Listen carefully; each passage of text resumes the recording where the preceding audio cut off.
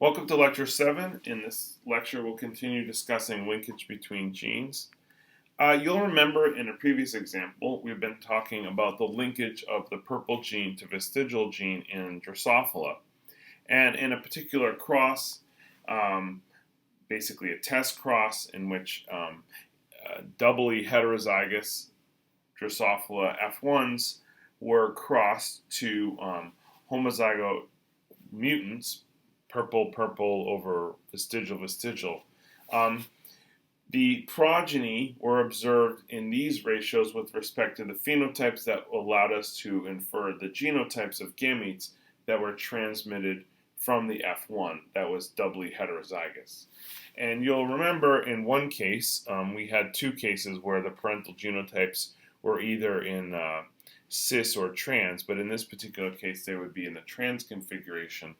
Here we have the parental genotype showing up in the progeny of the test cross, wild type and vestigial, and purple and wild type, in much greater abundance. 965 individuals showed that phenotype, inferring the genotype of alleles there, and 1,067 showed that particular genotype. And then the recombinant genotypes were obviously, as is expected for recombinant genotypes, less abundant, with the numbers 157 and 146.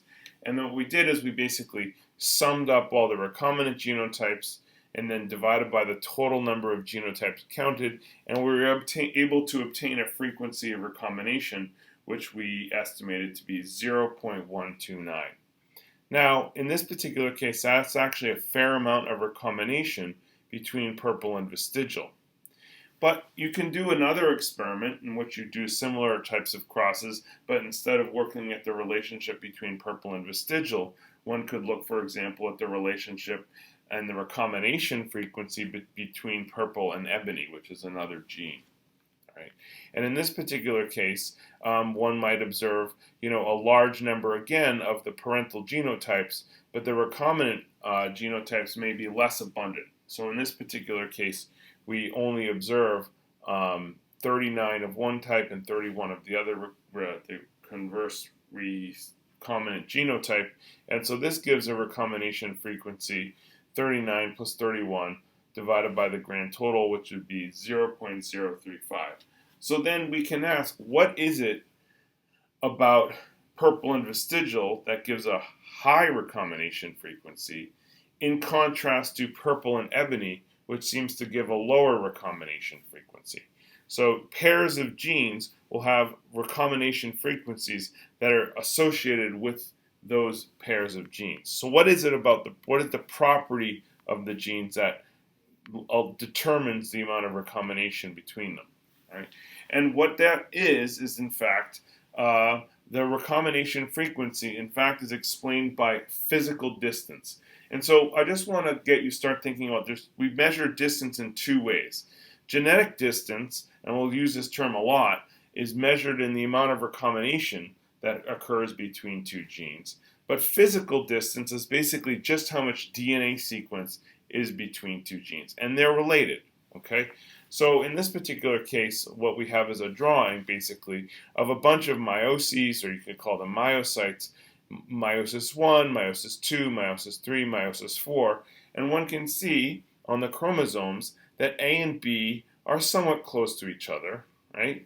And B and C are somewhat close to each other, but they're much further apart than A and B, almost twice the distance, in fact, physically compared to A and B. All right. Now, we imagine that crossovers are basically thrown down onto the chromosomes. Not literally, but you can kind of think of them as darts, right? So if a bunch of crossovers are going to be thrown down onto these chromosomes, right, there's a much greater chance that those crossovers land in this span between B and C than between A and B, because there's more, in fact, DNA sequence between B and C. And so when you look at across multiple meioses, meiosis 1, 2, 3, and 4, you can see that the crossovers here, here, here, here, all right, are much more abundant than the single crossover that's observed here, all right? So because of this, because there's a physically less amount of DNA between A and B, compared to B and C, that leads to less amounts of recombination events or fewer recombination events between A and B compared to between B and C. Okay, so this brings us to how we in fact measure distance in terms of genetic units. And geneticists do and analyze crossovers. And so basically we measure genetic distance as the frequency of crossing over. Okay. Now, the specific unit that we measure genetic distance in, which again is related to physical distance, is centimorgans, sometimes called map units or sometimes just given with MU. And what that is a measure of the number of crossovers that occur in a given interval. Now, one thing to keep in mind, and we'll talk about this a fair bit, is sometimes there can be more than one crossover between two genes. And you might be able to think about why this is, and I'll explain it shortly. But sometimes there can be what are called hidden doubles. Because if you have one crossover and then another crossover between two genes, the second crossover can basically erase the signature of the first crossover, because in the relationship between A and B, it looks like there would be no crossover if two of them in fact occurred between them. All right. So centimorgans takes that fact into account and doesn't just measure the observable crossovers, but actually measures the amount of crossing over that we think happens just between genes. And I'll go back to this slide here. For example, here, this is an example where there were two crossovers between two genes. Okay, the units that we measure them, centimorgans, also shown as cm here for short. 1 centimorgan equals the distance that yields one expected crossover between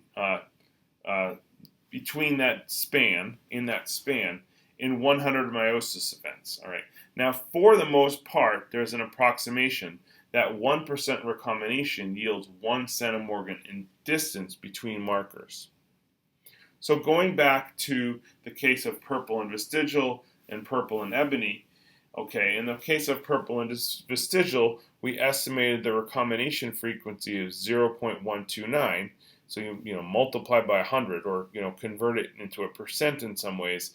What that means is that there's about 12.9 centimorgans between purple and vestigial.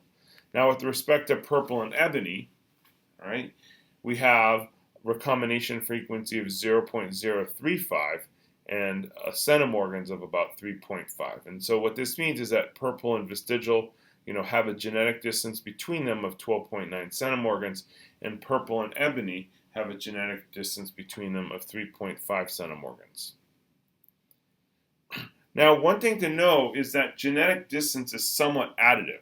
Okay, so what that means is that if you estimate a recombination distance or map units or centimorgans between, for example, A here and B here to be about 5, and then you estimate the genetic distance between A and C to be about 3 map units, because it's somewhat additive, you can see now that C, or the placement of C, is a little bit unclear, right? One possible configuration here is that because C is 3 map units away from A, is that A is in fact in the middle here, right? So it would be CA 3 map units and then AB, which would be 5 map units.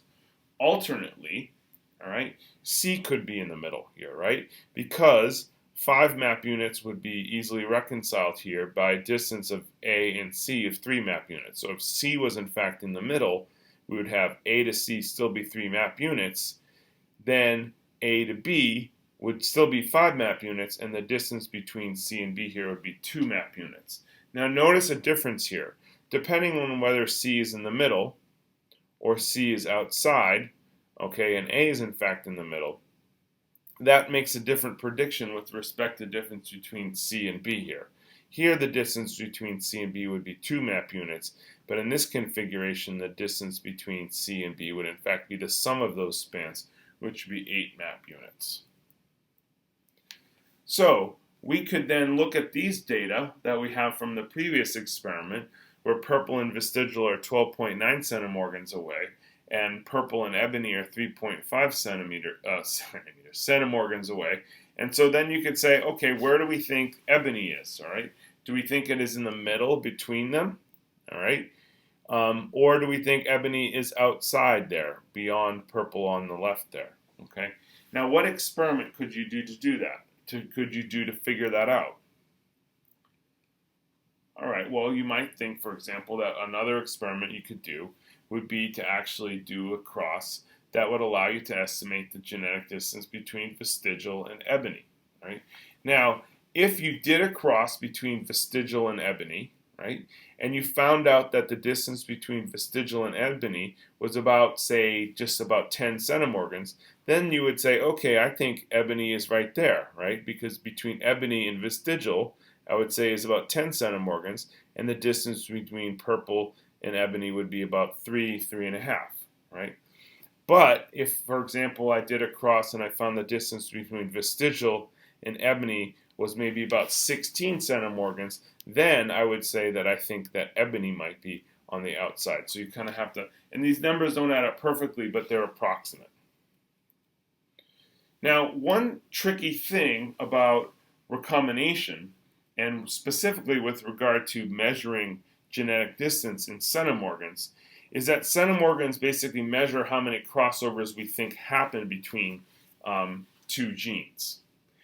But you can have a case, and I've referred to this before, that you can have a crossover here between A and B, and then you can have a second crossover there. And when you were to score the progeny from this cross, you would obtain a big A, big B, a big A, big B, a, little b, and a, little b. And in that particular case, you would not, in fact, through the genetic analysis, observe that recombination event, even though, in fact, two recombination events occurred. So what this means is that recombination frequencies can underestimate the amount of crossing over that occurs between two genes, because sometimes when there's two crossovers, we don't even observe that. And so this would be a case where this would cause an underestimate for how much recombination occurs. Now, the true measure of centimorgans should take, in fact, into account the fact that two crossovers did, in fact, occur, even though in the crosses that you do, you didn't actually observe that. So, there's a few points I want to make. First, as genes are further apart, and when I say further apart, I mean physically, all right, the number of crossovers can increase linearly, all right? So if genes are really, really far apart, you might expect, 2 or 3 or 4 crossovers per meiosis between genes that are very far apart. What that means is that genes can be 50 or 100 or 150 even map units apart, since what that means is that there's a lot of crossing over that would be occurring between those genes. Now, a subtle point that we've made a few times is that the highest amount of recombination that you could observe is 50%. Because when genes sort independently from each other, which means there's effectively a lot of crossing over between them, they're so far apart, they're actually maybe even on separate chromosomes, which means that they're just segregating independent with one another. The highest recombination frequency that you can observe between two genes maxes out at 50%, right? If you think about it this way, if you have two genes that are linked, right, you wouldn't observe say 70 or 80% recombination rate, because that would mean that the recombinant frequency was being at 80%, and the non-recombinant, the parental genotype, would be recovered at 20%, and so that would be flipping the expectation of what is more abundant, because then the recombinant proportion would be more abundant than the parental. But we already said earlier on that when you're looking at crossover counts, or you're looking at recombination frequencies, we call the recombinant class the class that's more rare, and we call the parental class the class that's more abundant. So when genes are truly unlinked, they're sorting independently, and the effective recombination rate is 50%, so you can't get a recombination rate higher than 50%. Okay, and I want you can visualize it this way. This is a the results of an equation and the book talks a little bit about this, which is called a mapping function. This is one of many mapping functions that exist, and they're not one's not better than another.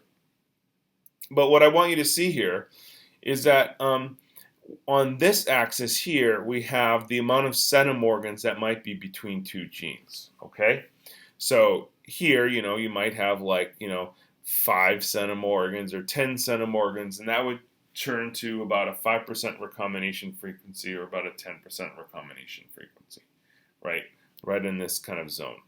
But as the amount of centimorgans increases, right, and at 100 centimorgans, that means on average there's at least one crossover that's occurring per meiosis, right? Or 200 would be at least on average 2 occurring per meiosis. A lot of those are observed as doubles and triples and quadruples, and those are going to be invisible, right? Because the doubles will be invisible, the quadruples will be invisible. You can't see those. So what happens is you have an increasing amount of recombination that increases linearly with respect to the number of map units in terms of centimorgans. But the recombination frequency that you would observe between two genes maxes out at 50%, right? So this is actually probably the true amount of recombination that might be happening. But because you get these doubles that basically make recombination events invisible, what you end up having is a scenario where as you increase the recombination rate, you sort of begin to slowly asymptote towards 50%, but you don't get above 50%. Okay, so let's do some problems briefly over the YouTube lecture like you're in right now to sort of put this point, make this point clearer. All right, suppose you have 6 markers along a chromosome arm.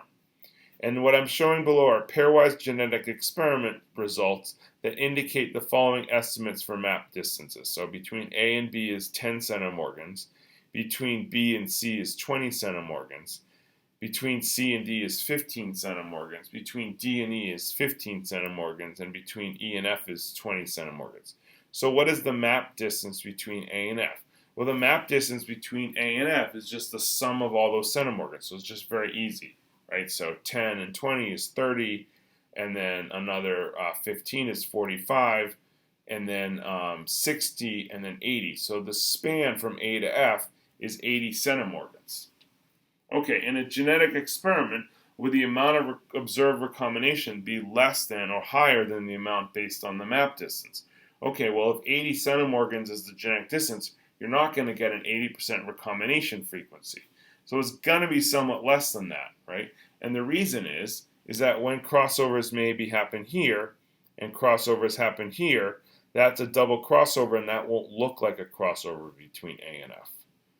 Okay, so going back, we said 80 centimorgans was our estimate of the distance between A and F. So what would be the recombination frequency that you would expect? Well, you can use this mapping function.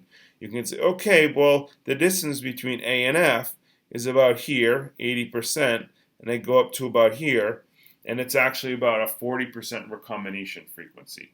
So, because singles will be observable, doubles will not, triples will be observable, quadruples will not.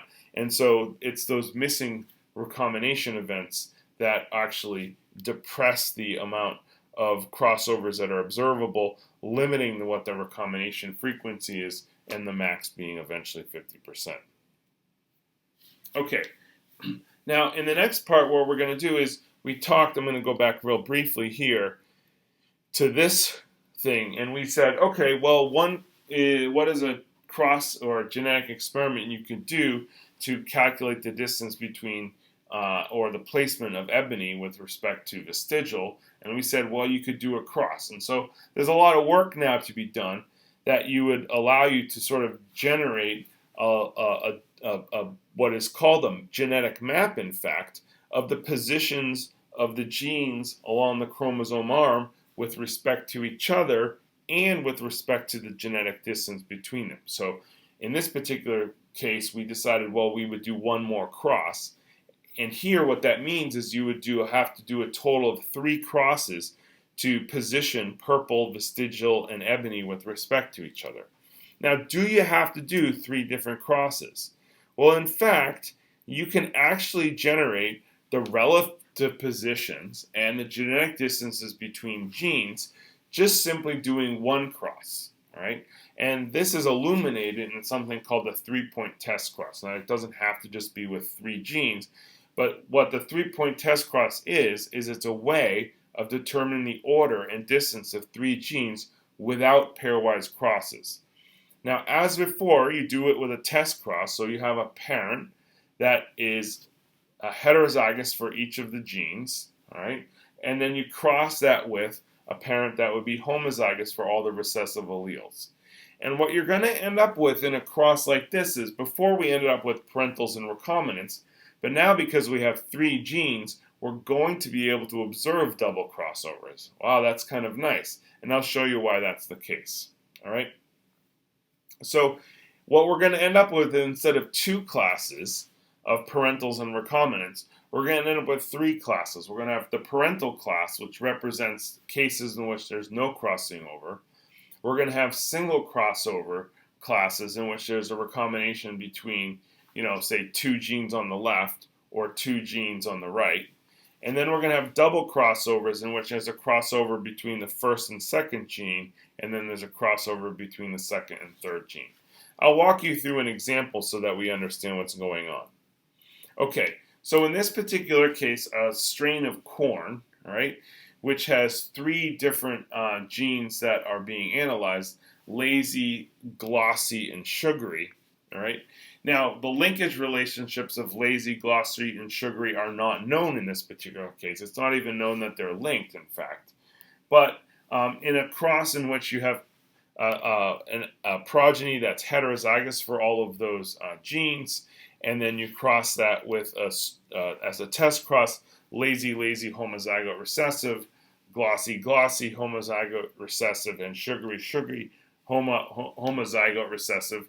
The way you're going to walk through these outcomes, I'm going to show you progeny results and progeny counts. There's going to be sort of a stepwise process in which you're going to go through one of these types of crosses. First, you're going to, in fact, go and identify the parental genotypes. And that's going to be the ones that are most common, similar to before. And then, instead of finding the single recombinants, what you're going to do is you're going to find the double recombinants, right? And the double recombinants, that's a case where 2 crossovers occurred. And as you might expect, if single crossovers are somewhat rare, then double crossovers will be quite rare. Then once you identify that, that will allow you to actually find the gene in the middle, and I'll show you how that's the case. Then after that, you're going to identify the single recombinants. Once you have the single recombinants, you'll then calculate the respective distances between gene 1 and gene 2 being the one in the middle, and then gene 2 and gene 3. And then we're going to ask another question, which is kind of an interesting question. Are crossovers independent across regions? And what I mean by that is, does having a crossover between, say, for example, gene 1 and gene 2, does that influence the likelihood of a crossover happening between gene 2 and gene 3? So these are the results of the cross. In this particular case, the outcomes were, and these are the genotypes of the gametes that are assumed from the phenotype, all right? The phenotype of fully normal, so the genotype being lazy, glossy, sugary, all right? There are 286 of those. And then the phenotype of the triple homozygote, lazy, glossy, and sugary, inferring this genotype, is also the most common. So what that tells you right now is that the parental genotype, right, the linkage relationship that was established from the parents that generated the F1, those are the parental genotypes. Wild type lazy, wild type glossy, wild type sugary for one of them, and then mutant lazy, mutant glossy, and mutant sugary for the other one. Now that just tells you, which alleles are linked with which allele. In this particular case, it's somewhat easy because the wild type alleles are all linked to each other, and the mutant alleles are all linked to each other. Okay, but it doesn't necessarily tell us the order of those three genes. Now, the way we identify the order of those three genes is we identify the rarest class. And in this particular case, the rarest class is this sort of set of 4 and 2. All right? And this is the genotypes of the 4 and 2. Lazy, glossy, sugary, and then lazy, glossy, sugary, wild type right there. So we identify those as the doubles. And the important point here is because there are doubles, what that means is in the double class, which is rare, there is a crossover between gene 1 and gene 2. Gene 2 is in the middle, and gene 2 and gene 3. Gene 3 then would be on the outside. So what you need to be able to do is you need to say, okay, how would I be able to order these genes, lazy, glossy, and sugary, such that gene 2 would be the one in the middle, and then gene 2 would be recombinant with respect to gene 1 and with respect to gene 3. Basically, you need to identify the odd man out. And so if you look at this for a second and you compare that to the parental, you can see here that capital LZ, capital LZ, capital GL, capital GL. But sugary seems to be the odd one out in that particular contrast, right? Likewise, in this particular contrast, sugary seems to be the odd one out. If in fact you compared it from here to here, right, this would be different than lazy. This would be different with respect to glossy, but this is the same. So with respect to which is doing the weirdo event, which is the weird odd man out, we would say sugary is the odd man out. So because sugary is the odd man out, that means that it's a double recombinant, right? And so sugary would be the one in the middle, and that means there's a crossover between gene 1 and gene 2 being sugary, and then gene 2 and gene 3, gene 2 again being sugary. Now, I'll draw this on the board in a moment, but that's the odd man out. That tells us now that sugary is the gene in the middle. So what we're going to do is we're actually going to move that. So we're going to put sugary in the middle like that. And now we're in kind of an easier headspace because we can kind of see the order as is. So that's step 2. Now what we want to do is we want to just basically look for the recombinants between lazy and sugary here. So here we said the parental was, wild type lazy, wild type sugary, right? Or mutant lazy, mutant sugary. So we want to say, oh, look at this one here. This is mutant lazy, wild type sugary. So there was a crossover between lazy and sugary there. Okay, here now, wild type lazy, mutant sugary. Again, a crossover between lazy and sugary here. So that means we have a count now of the recombination events that have occurred between here. And we have another count. So the amount of recombination events between lazy and sugary is 33 and 40. And then I want you to always remember, look, there's recombination that's happened between lazy and sugary here as well, and between lazy and sugary here as well. Okay, so I'm going to want you to remember the numbers 33 and 40 between lazy and sugary, and the fact that there's 4 and 2, right, representing, again, crossovers between lazy and sugary. So keep those numbers sort of in your head. Okay, now let's look at the crossovers between sugary and glossy. Okay, the parental genotype, sugary and glossy like that, capital SU, capital GO. Okay, well that's a recombination between sugary and glossy. So these are sugary and glossy single crossovers. And then likewise, lowercase sugary, capital glossy. Again, a recombination between sugary and glossy here. But notice in the doubles, again, for these 4 and these 2, there's also a recombination between sugary and glossy. Okay, so what does that mean? So once we have those numbers, you want to calculate the distance between the first pair. You want to calculate the distance between the last pair. And then we're going to ask this last question about how many doubles are expected given these distances. Are there as many as expected? And actually, I'm going to go to Zoom right now to kind of walk through how this looks on the board. Okay, so we have our genetic map here in terms of position. We decided sugary was in the middle. And the numbers that we got for the genetic distance between these two, right? Remember, we said that there were, for the single crossovers, all right, the single crossover events, there were 33, and then another set which were 40. But then there were also the double crossovers, which were 4 and 2, right?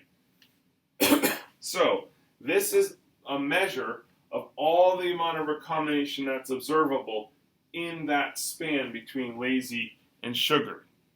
All right. So what does that all add up to be? So the total thing adds up to be 79, right? So all over 740, that's the total. Okay, and our recombination frequency then becomes 0.1067 approximately. And how many centimorgans is that? So you multiply by 100, convert it into a percent, and so that becomes 10.7 approximately centimorgans. Okay, so that's the genetic distance between lazy and sugary, 10.7 centimorgans. All right, and so now let's do the span between sugary and glossy. Okay, and so here, in that particular case, there were 59 recombinants of one kind, of the single kind, and then 44 of the other single kind. And then we have to count those doubles again, right? Because the doubles are recombination events that happen here and here. So if a recombination happens here, we need to count it for that span. And if a recombination event happens here, we also need to count that as well. So 4 plus 2, okay? And that whole number is equal to 109 divided by, again, 740 is a total, okay? And so that equals 0.147 or 14.7 centimorgans. 14.7 centimorgans. Okay, now there's one thing I want to remind you of, and I'm going to kind of walk through how these different recombinant genotypes arose.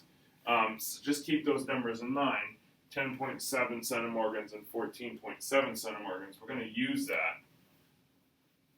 But I want to show you how recombination in those spans produces these different genotypes. All right, so I'm going to erase that.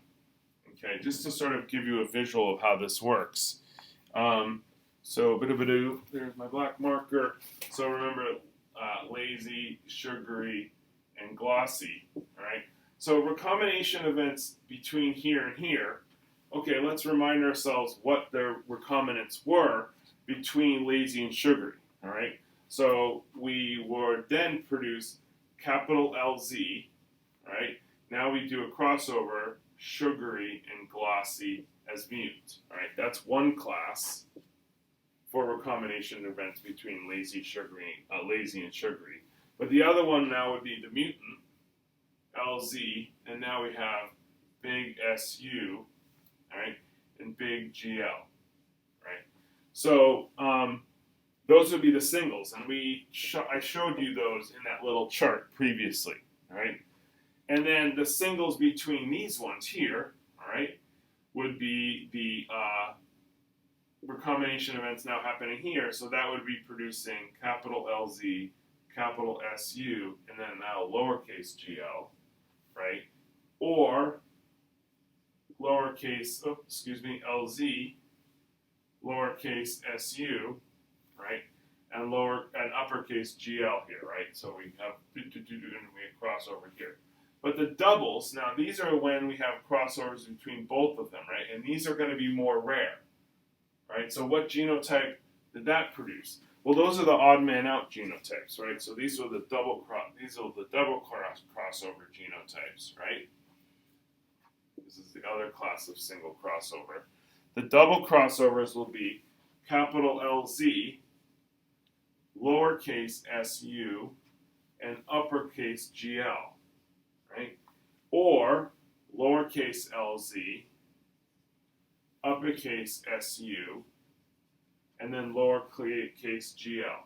And you can see that is going to be more rare, but those are those odd man outs, right? Because with respect to the parental genotypes, where everybody's capital, capital, or capital, this is lowercase here, and and this is lowercase r. These are the double crossovers, and they're rare because what that means is a crossover happened to happen in that span, and a crossover happened to happen in that span. And because they're rare, those are going to be seen infrequently among your phenotypic classes. And that rarity shows you what the double class is. And then by looking at the genotypes with respect to the parentals, if you identify the odd man out, you identify the gene that's in the middle for which it was a crossover on one side and a crossover on the other side. Now, the last thing I want to talk about with respect to these 3-point test crosses is this question about, like, okay, well, are these recombination events that happen here, are they influencing the recombination events that might happen here? It's the frequencies, are they in fact independent? So I'll switch quickly to the PowerPoint, and we're going to ask this question: how many doubles are expected given these distances? Are there as many as expected? So how do we calculate the expected? All right, well, we're going to assume independence, right? Or should we assume independence? Or can we assume independence? All right, and this brings us to this concept of interference. It turns out that crossovers in one interval can in fact inhibit crossovers in a flanking interval. And there's this term called the coefficient of coincidence. And the coefficient of coincidence is equal to the observed number of doubles. How many doubles did we observe so far? Okay, you might want to remember we observed 6, right? These are the doubles right there. But how many do we expect? Well, the coefficient of coincidence is the observed divided by the expected. But going back to the board for a second, the way we would calculate the expected is we would assume independence. So in that particular case, the expected number of doubles is just going to be equal to, all right, the recombination frequency between span 1, all right, and we're going to assume they're independent. So if a recombination event happens here, then it's independent of a recombination event that happens there. So the chance that both of those recombination events happens, what do? We multiply them. Remember, independent probabilities you can multiply. So we'd multiply it by the recombination frequency in span 2, right? And of course that's going to give us an expected frequency, but we'd have to then multiply that by the total, all right? Now in that particular case, now this is not a frequency, right? This is centimorgans, right? So to go back to the frequency, which we already calculated, is 0.107. All right, and to go back to this recombination frequency, again, that's centimorgans, not frequency, is 0.147, right? And then we multiply by the total, which was 740, right? And what that gives us is, I believe it's 11.6.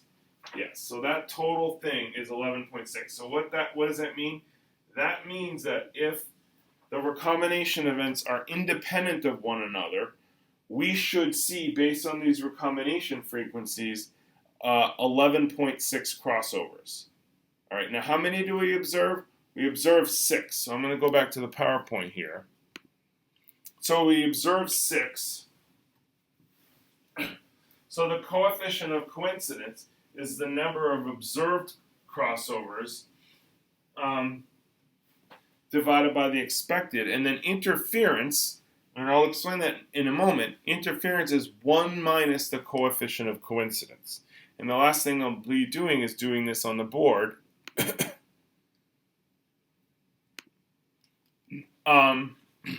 So it's the observed divided by the number of expected. So in this particular case, observed was 6, right? And expected was 11.6. You can round up if you want, but you don't have to. 11.6, all right? So that equals 0.517. But that's the coefficient of coincidence, COC, right? Interference is equal to 1 minus the coefficient of coincidence. In this particular case, 1 minus 0.517, which would be 0.483. Okay, now I want you to think about what interference really means here. Okay, now, if we observe exactly as many as we expect under this rule of independence, where you can multiply recombination frequencies, we'd observe 11.6. Now that's not going to happen, but if you just rounded this to 12, maybe we observe 12. Okay, so we expect 12, we observe 12. The coefficient of coincidence, what's it going to be equal to? 1. All right. Now, if interference is 1 minus the coefficient of coincidence, interference would be 1 minus 1, which would be 0. So what does that mean? Interference would be 0. Interference is a measure of the degree to which a crossover in one span precludes or limits the formation of a crossover in another span. When interference is 0, that means that there's no interference at all, right? Having a crossover here doesn't affect the chance of a crossover here. That means they're independent, right? And that means that observed and expected are equal to each other. So when interference, let's say I, is equal to 0, all right, that means that crossovers are independent. Okay. Now in this particular case, I was equal to approximately 0.5.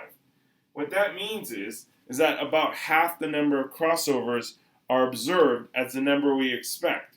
So something's happening. It's that when there's a crossover in one span, it seems to be limiting the likelihood of a crossover in another span. Now let's talk about the most extreme case. Let's talk about the case where you do not observe any doubles.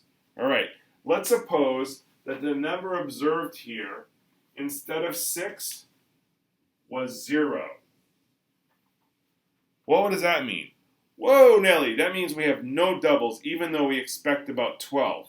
All right, so the coefficient of coincidence in this particular case would be 0.